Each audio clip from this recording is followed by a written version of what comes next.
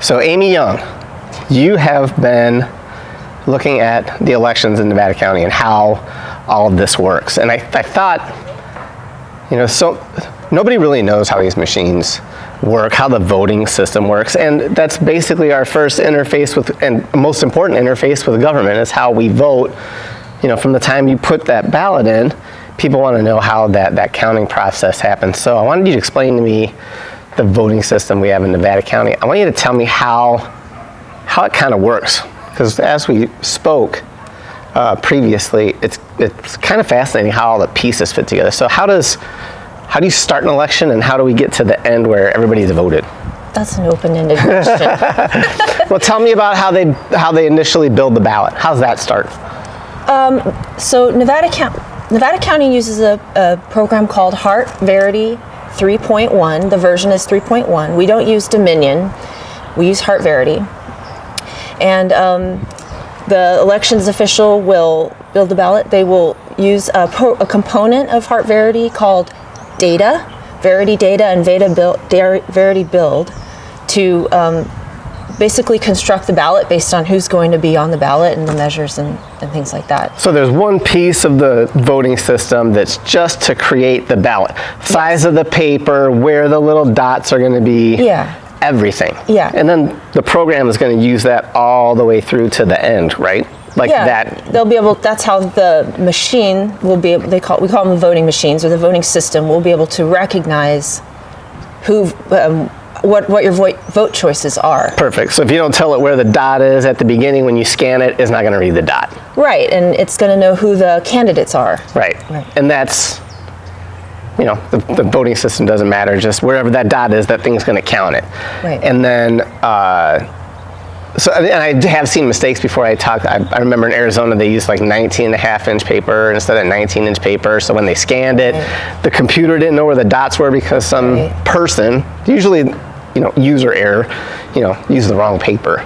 Mm-hmm. So I guess that's kind of something goofy that could happen there with the person, but not necessarily the software. Like human error. Yeah, human error. So much, but just what happens with the ballot, it comes back, it's at the election office, there's a ballot, there's an envelope with your name on it, there's a ballot inside it. What happens now? How does it get back into the computer from the empty ballot to a completed ballot? Yeah, so the elections officials will sort the ballots by precinct, and then they will, they put it through this slicer that cuts the envelope open, the return envelope, the envelope that you sign, and your signatures get quickly verified, and then the elections official will separate your ballot, which is anonymous, from the envelope, which is not anonymous. It identifies you. It's based on your signature and your address, and so at that moment, your ballot is tied to your identity because they can see the ballot associated with your that moment someone's got to take it out of the envelope. Somebody has to look over it, so I guess if you're going to mail it in, you kind of give up that little bit of secrecy because it's got to get out of the envelope somehow. It's got to get back into the machine somehow. Right. And people do that. Yeah, so, people do that. In the presence of observers. Mm-hmm. Yeah, absolutely. So there's not just one person there theoretically. There's at least two watching, so that one person watches the other person. So in order to keep it secure. Mm-hmm. So then before they scan it, what do the county election officials do with the ballot as far as looking it over? Oh yeah, they have to check it over for personally identifying information. If you sign your name, on your ballot, or if you put your address, there's a certain definitions for that kind of information. That all has to be, they can't scan that in. They have to remove that information from the ballot, and the way they do that is they make a duplicate ballot. They will, and this is always in the presence of two people, never less than two people, never one person alone with a ballot, so always two people with a ballot. So in the presence of another person, they will duplicate your ballot, basically recreate your vote choices, but leaving off obviously like your signature or whatever it is you chose to write on there that could possibly identify you. And then that duplicate ballot is what then gets scanned into the voting system. Okay, and then so it goes into, and this is a mail ballot, so that would go into Verity Central. Yep, those would be fed into what's called Verity Central. Often those are called central count locations. All the ballots come back to one place, as opposed to ballots being counted at various precincts or vote centers. They're counted in a central count location, and the component of Nevada County's system that counts the ballots centrally is also centrally located in the Rood Center, and that's called Verity Central. Okay, so next, after you've taken all the information off there that would identify somebody's ballot, which you have to because the Constitution requires that voting is secret, the California Constitution, so they have to take that information off, and I believe there's some statutes. Yeah, your identity can't be associated with the ballot itself. Your identity is associated with the envelope. But once they're separated, your ballot is anonymous. Yeah, so once they scan it there, now you're separating the ballot from the envelope, and now that ballot is stone cold secret. Like, you're not going to be able to match it up with a person again. I don't know that there's any way that anybody could match it up. Perfect. And that's the way you want it. Yeah, in fact, one of the standards for certification that's in the state statutes and the election codes is the voting system must preserve the secrecy of the ballot. Perfect. So the voting system can't. I don't even know if the voting system knows whose ballot belongs to who. And it wouldn't care because its job is really just to count. Just to count. So and then we have mail ballots. How does that work? What happens when those ballots get to the person that's going to put it in the machine? How does the machine count them? Okay, so those ballots were taken out of the envelopes and flattened out and checked over for any personal information, and then they're scanned into Verity Central. And Verity Central begins to take an image. They're called ballot images. They take basically a PDF or a snapshot, a PNG file, I believe, of the ballot, front and back of however many pages there were. So it starts to take pictures of all of the ballots. And then at that point, the voting system is not counting the paper ballots. The paper ballots get stored away and safely stored away in boxes and sealed, but the voting system now counts ballot images. Right, so now the paper ballot, it basically goes away for 2 years at that point. No one's going to really look at it again. There might be some kind of audit, but I think they actually audit the images as well, don't they? If someone calls for a recount, or if there's a court order to open the boxes and do a recount and compare signatures and things like that, then they would open. But generally, those are sealed. Those are sealed. And now we're only dealing with the image. The image. The system counts images and not ballots. And I know ballots. San Francisco, they put all of their images online. They put everything online. You can go, this is the analogy I made. Vladimir Putin can make an email that says vlad@kremlin.ru, get on the website in San Francisco and see all the ballot images, cast vote records, like everything. Mm-hmm. It's crazy. And I did see one somebody had written on their ballot, and it's been my new favorite ballot. It's the ballot where the guy had the write in, he says D's nuts was his name. Mm-hmm. So, people write on their ballots, but that doesn't make it that, it's not secret anymore.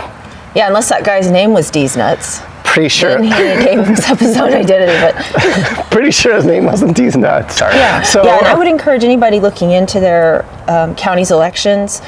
Is one of the reasons I got started doing this is I just wanted accurate answers. There's so much disinformation and misinformation, so many theories, and we don't live in a vacuum. We are inquisitive. People are inquisitive. They want to know. So I wanted to get accurate information about what our county had. So you just go to the source. You go to the county. You can pull the contracts for the purchase of the machines. Go check the Secretary of State's website. The Secretary of State's actually pretty transparent in what they'll give you. You can see the manual to the voting machine that your county uses. You can see all the testing documents from the testing of the machines, which the Secretary of State does. So I would encourage people looking into elections to go to the source and verify for themselves everything in their county. So Yeah, there's a lot of people throwing a bunch of accusations around and say, whoa, wait a second, man, facts? Let's go look at these Yeah. things and find out, how do they, most people don't even know how they work. Yeah. So well, let's get back to Yeah. the how it actually does work. So now you've got all the ballot images in there from the mailing votes and the voting at the precincts. Voting in person, yeah. And voting is now over. Yeah, Now, so people who vote in person, that's a little different. Those ballots don't get counted in Verity Central. The Central, you vote in person, like say you went in to vote in person and you asked for a new ballot. You did not bring your mail-in ballot with you, so they printed a new ballot for you.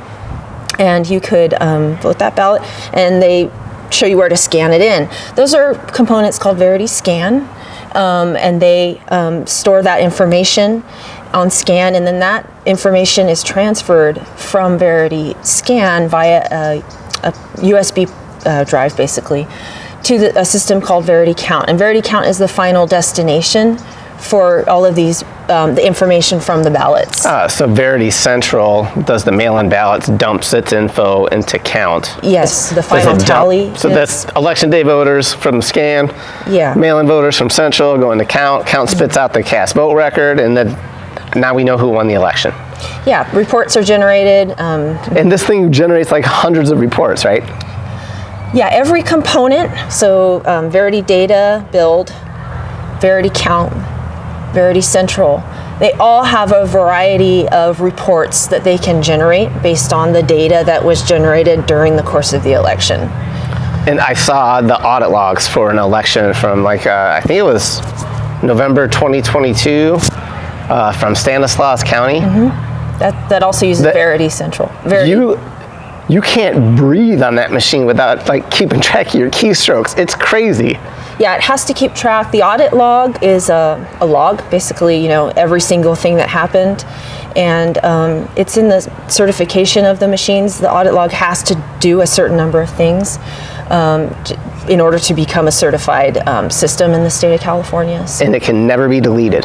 an audit log can't be deleted because they have to be able to, for full transparency, show everything that happened on the machine. And sometimes that's 60,000 pages of documents. I mean, every ballot that was adjudicated, every time when they started opening Verity Build, there's open new election, open this folder, did this. It's so detailed. Yeah, I don't really look at it in terms of pages because we live in a data world. Right. I mean, all that information is available on an Excel compatible format. Yeah, so you get it in a zip drive, open it up, and bang, you can do whatever you want with it. Yeah, and it can be helpful to all kinds of people for, if you're in a political party, you want to look at how people vote early as opposed to late. There's all kinds of things you can do with it. And how ballots, how many they're arriving, when they're counting them. I mean, I had, somebody said this, how do the audit logs shed light on the election? And your response was perfect. They are the light. They are the light. They are the light. You see everything the elected official did. Yeah, and the California Public Records Act, that was written to allow we the people to see what our government is doing, and everything they do, and it's our business. It's written. The Public Records Act lets us see the people's business. And the other thing that I found was fascinating as far as the audit logs. If I'm not mistaken, the California voting system standards require that the audit logs are never destroyed. They can't be changed. You can't find out who voted in these audit logs. It's completely anonymous. Yeah. So this is called the California Voting System Standards, CVSS. And they define what the audit log must do. And it specifies the audit log cannot disclose the identity of a voter or compromise the identity of a voter, and if it were published, it could not compromise the security of the voting system in any way. They can't be giving out trade secrets on the audit log. Right. Just because in case it becomes a public record, they would. Yeah, what business would put their proprietary proprietary information on an audit log that's going to be seen by people? That would be silly. It would be uncertifiable at that point. The system. One last question: these obviously the voting system is designed to count votes, but it's also designed for complete transparency too, isn't it? Yeah, Not as to the software, because that's proprietary. That's an escrow at the Secretary of State's office. If there's a problem, they'll get involved. That protects the company that made the computer software. But aside from the software, with how it counts the ballots, who did what, when, the ballot images, like 100% transparent. Yeah, they're designed to be transparent. The audit log reveals everything that people did in the election, and it's meant to instill confidence in the election, the results of the election. It allows anyone looking at it to verify the results of the election.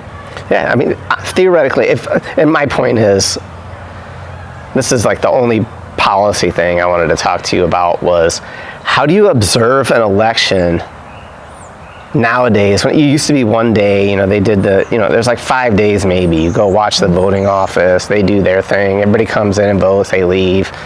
It's 3-5 days max. And volunteers go to different precincts. But nowadays, the mail voting election's like 60 days long. How do you watch what's happening at every location at all times over 2 months? That's a rhetorical question, right? You can't.